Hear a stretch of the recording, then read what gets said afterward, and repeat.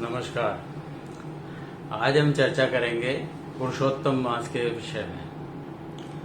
पुरुषोत्तम मास का भारतीय धर्म और संस्कृति में बहुत महत्व कहा गया है। आपने सुना होगा कि कुछ लोग इसको मलमास कहते हैं, कुछ अधिक मास कहते हैं। ये क्या है? तीनों नामों की भी व्याख्या करेंगे और इसकी जो गणना किस प्रकार होती है उसके भी बारे में हम चर्चा करेंगे और इसके महात्म्य के विषय में भी चर्चा करेंगे। मलमास इसे इसलिए कहा गया है, मलमास यानी त्याज्य मास। त्याज्य किस रूप में कि इस मास में, पुरुषोत्तम मास में, जो कि इस वर्ष आश्विन मास में आया है, 18 सितंबर से लेकर के और 16 अक्टूबर तक इस वर्ष 2020 में पुरुषोत्तम मास आया है। इस मास में किसी भी प्रकार के तीज त्योहार नहीं आते हैं। आपने देखा होगा कि 17 सितंबर को जो श्राद्ध पक्ष का अंतिम श्राद्ध था 17 सितंबर को, और उसके ठीक अगले दिन हर वर्ष जो है नवरात्र प्रारंभ होते हैं, नवरात्र की स्थापना होती है आश्विन शुक्ला प्रतिपदा को। लेकिन इस वर्ष 18 सितंबर को नवरात्र स्थापना नहीं हुई, बल्कि एक महीने के बाद जो है 17 अक्टूबर को जाकर के और नवरात्र स्थापना होगी। ऐसा क्यों? क्योंकि ये मलमास है। मलमास में जो भी नियमित धार्मिक व्रत त्योहार होते हैं, जो तिथियों के ऊपर आधारित होते हैं, वो नहीं आते हैं। जो चांद्रमास के आधार पर हमारी तिथियां और उसके आधार पर जो त्योहारों का निर्धारण होता है, वह इस मास में नहीं आते हैं।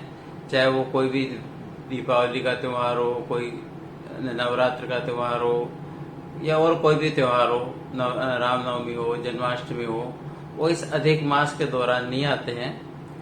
यह अधिक मास 2 मासों के बीच में एक एक्स्ट्रा जो है महीना इंसर्ट कर दिया जाता है। क्यों कर दिया जाता है? और इसीलिए ये एक्स्ट्रा इंसर्ट किया जाता है, इसीलिए इसको अधिक मास कहा जाता है। जो प्रतिवर्ष 12 मास की जगह ये 13वां मास हो जाता है। ये प्रत्येक तीसरे मास मोटे मोटे तौर पर, तीसरे वर्ष मोटे मोटे तौर पर ये अधिक मास आता है। वास्तव में ये 2 वर्ष 8 मास और 16 दिन के पश्चात आता है, ठीक गणना के हिसाब से देखा जाए तो। इसका कारण क्या है, इसकी गणना के विषय में हम चर्चा करेंगे। ये क्यों आता है, इसके विषय में हम चर्चा करेंगे। आप जानते हैं कि वर्ष जो है ये 2 प्रकार के मुख्य रूप से होते हैं। वैसे तो 4 प्रकार के वर्ष होते हैं, हमने पहले के वीडियो में चर्चा की थी। लेकिन मुख्य रूप से जो आम जनता की जानकारी में आता है, एक तो सौर वर्ष है, जिसके ऊपर आधारित सबसे अधिक तो जो है अंग्रेजी वर्ष जो होता है, ईस्वी वर्ष, वो है सौर वर्ष है। इसमें सूर्य की गति के आधार पर वर्ष की गणना होती है। दूसरा वर्ष आता है चांद्रमास। चांद्रमास में चंद्रमा की प्रत्येक मास पूर्णमासी और अमावस्या और उसके आधार पर जो प्रति माह तिथियां होती है, उन पर आधारित ये वर्ष होता है, सो चांद्रवर्ष।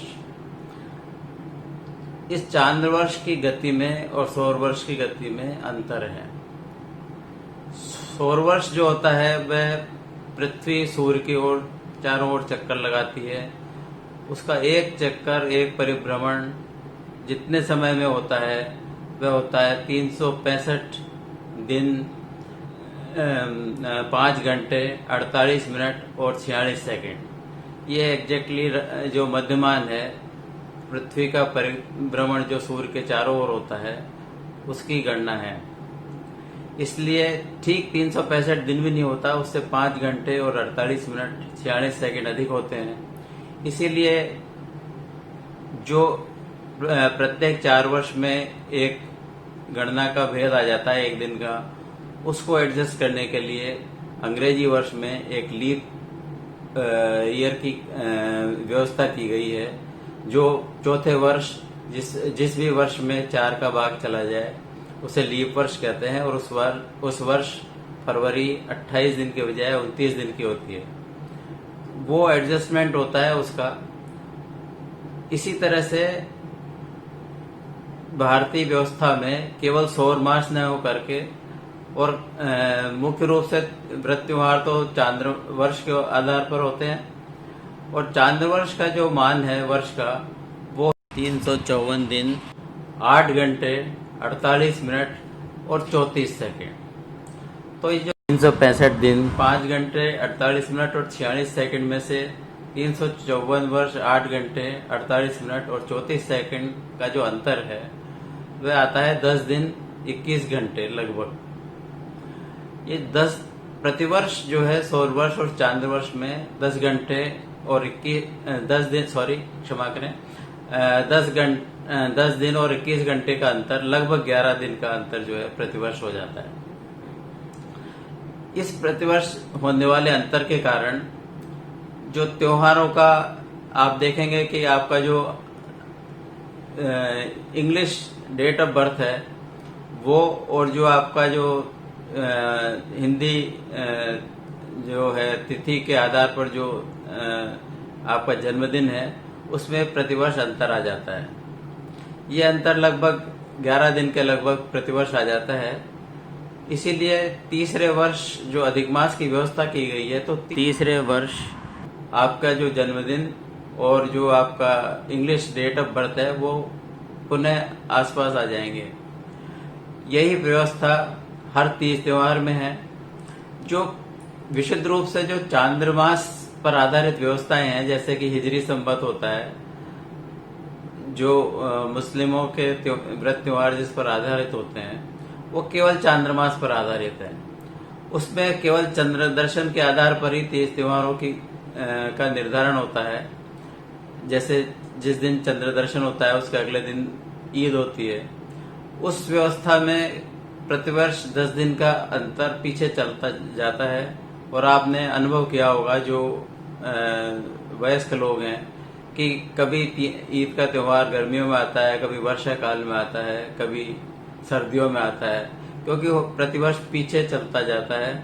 इसलिए हर वर्ष जो है वो हर साल 11 दिन का अंतर इसमें आता ही चला जाता है। जबकि भारतीय व्यवस्था में सौर वर्ष और चांद्र वर्ष दोनों की गणनाओं का सूक्ष्म निर्धारण करते हुए उनका समन्वय स्थापित किया गया है, और इस समन्वय की जो प्रक्रिया है इसी का नाम है पुरुषोत्तम मास या अधिक मास।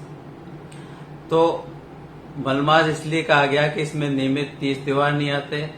जो तिथियों और के आधार पर जो मुहूर्त निर्धारण होते हैं, विवाह आदि के, उपवीत के, गृह प्रवेश के, जो तिथियों पर आधारित है, वो भी इस मास में नहीं होते। इसे भगवान श्री कृष्ण द्वारा गोलोक धाम वृंदावन में जो उपदेश देकर के और कहा गया है कि ये पुरुषोत्तम मास है, ये मेरा मास है।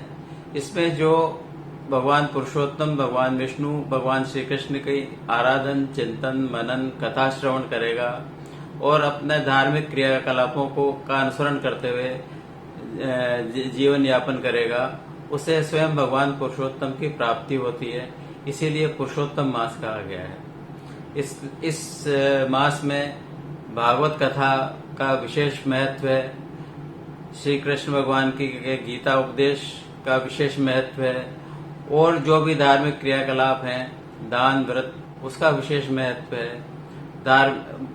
भागवत के सप्ताह का आयोजन होता है, और पूरे मास में भी भागवत का कथा श्रवण किया जाता है। इसमें गजेंद्र मोक्ष का पारायण इसमें भगवान की शरणागति के लिए किया जाता है।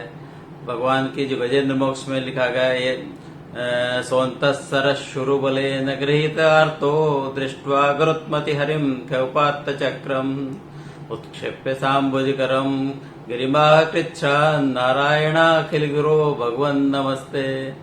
जब गजेंद्र की जो संकट में पड़ा था, सांसारिक संकट संकेतात्मक है, सांसारिक संकट में पड़ा था, तो स्वयं भगवान ने स्वयं आकर के और उसका मोक्ष की थी। वो गजेंद्र मोक्ष का जो है भागवत में उसका उल्लेख है। इसी प्रकार भगवत गीता में 10वें अध्याय में जो विभूति योग है, भगवान की विभूतियों का वर्णन है विशेष रूप से, वो 11 अध्याय में जो भगवान का विश्व रूप दर्शन है उस अध्याय का विशेष रूप से पारायण करना चाहिए। जो विश्व रूप दर्शन है उसमें किस प्रकार अर्जुन भगवान के विश्व रूप दर्शन करके और उनकी शरणागति करते हैं। पितासि लोकस्य चराचरस्य त्वमस्य पूज्यस्य गुरुर्गरीयान् न त्वत्समोऽस्त्यभ्यतिकः कुतोऽन्यो लोकत्रयेऽप्यप्रतिम प्रभाव तस्मात् प्रणम्य प्रणिधाय कायं प्रसादयत्वामहमीशमीड्यम् पितेव पुत्रस्य सखेव सख्युः प्रिय प्रियायार्हसि देव सोढुम्। तो इस प्रकार हम भगवान की कथा श्रवण और उनकी लीलाओं का चिंतन मनन करें। यह विशेष महत्व इसका पुरुषोत्तम मास का है और ये बिल्कुल वैज्ञानिक आधार पर भी है। जैसा मैंने बताया, इसे सौर मास, सौर वर्ष और चांद्र वर्ष दोनों का तारतम्य स्थापित हो जाता है और विश्व का बहुत ही वैज्ञानिक जो है एक व्यवस्था है जो मैं समझता हूँ पूरे विश्व में कहीं भी नहीं है। या तो सौर मास है या चांद्रमास है। भारतवर्ष में ही ये व्यवस्था की गई है पुरुषोत्तम मास के निर्धारण के आधार पर। दोनों मासों का समन्वय, दोनों वर्षों का समन्वय, सौर गणना और चांद्र गणना का। ये थी अधिक मास या पुरुषोत्तम मास के विषय में चर्चा। यदि आपको इस चैनल का कंटेंट पसंद आया हो तो कृपया इसे लाइक, शेयर और सब्सक्राइब करें। धन्यवाद।